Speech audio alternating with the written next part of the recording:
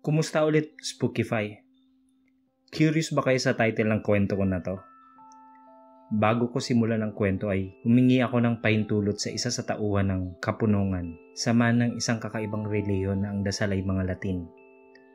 Para maintindihan nyo ang takbo ng kwentong ito, hinihiling ko ang malalim na pangunawa nyo at pagrespeto sa maisisiwalat ko sa kwento ko. May specific na lugar na hindi ko na ididetalye at ang pangalan ng samahan ng relihiyon para na rin sa kanilang seguridad.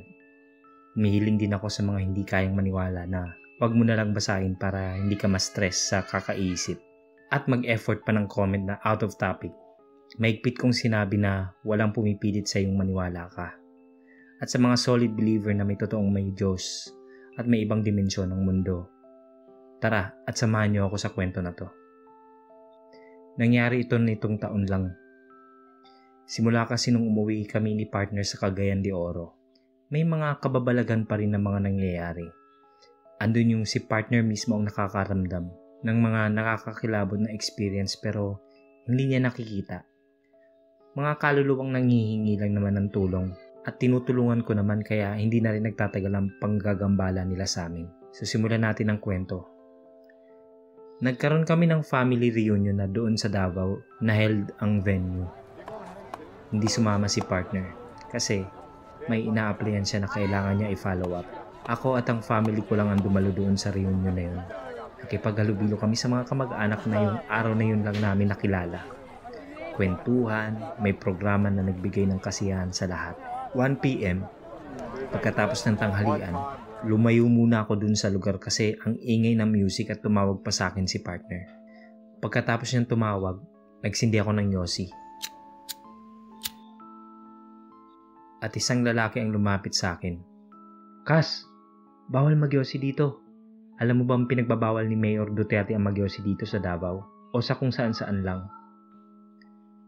Kamag-anak ko na taga Davao, pero di ko siya kilala. Pasensya na.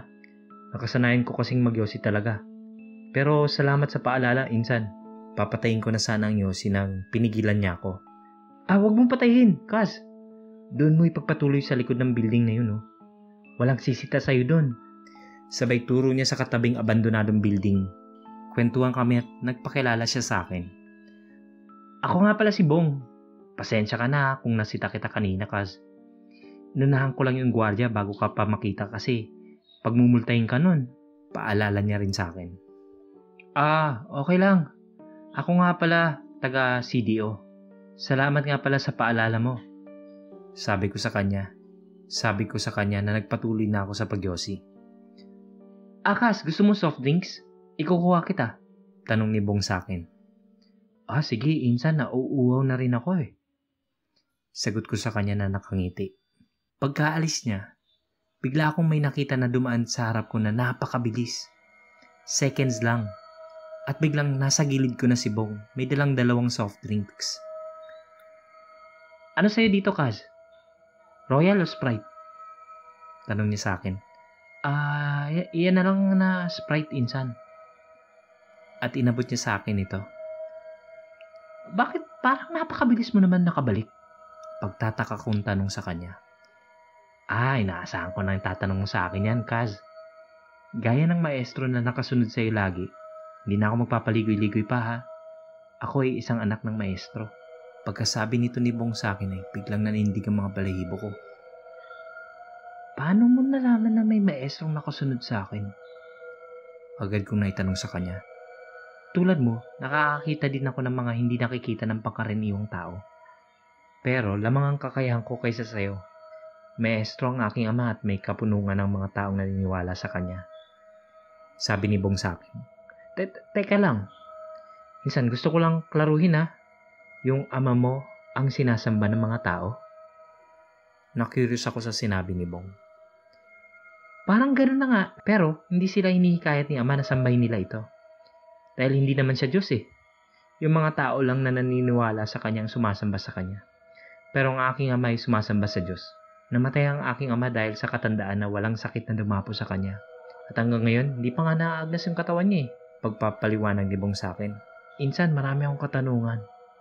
Pero hindi naman siguro iisang maestro ko at ang ama mo, no? Tanong ko kay Bong. Hindi nga. Dahil ang maestro mo ay kayo lang ng bayaw mo at ang nasawi mong father-in-law ang mga tupa niya. Sagot ni Bong na nakangiti sa akin. Nanlamig ako sa sinabi niya. Paano niya nalaman ang tungkol kay Buddy at sa ama ni Buddy? Hindi ko naman kasama si Buddy.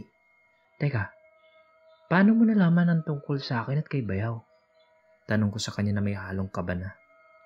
Relax ka lang, Kaz. Kausap ko kanina maestro mo.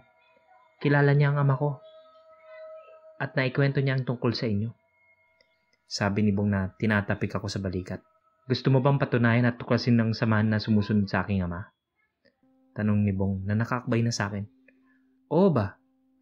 Interesado talaga akong matuklasan ng mga sinasabi mo, Insan. At kumuha ulit ako ng yosi at sinindihan ko.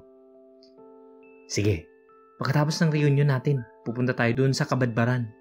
Malapit lang yon sa Butuan City. Sabi ni Bong sa akin na nakatitig at tila ba nagpapakiramdaman kami.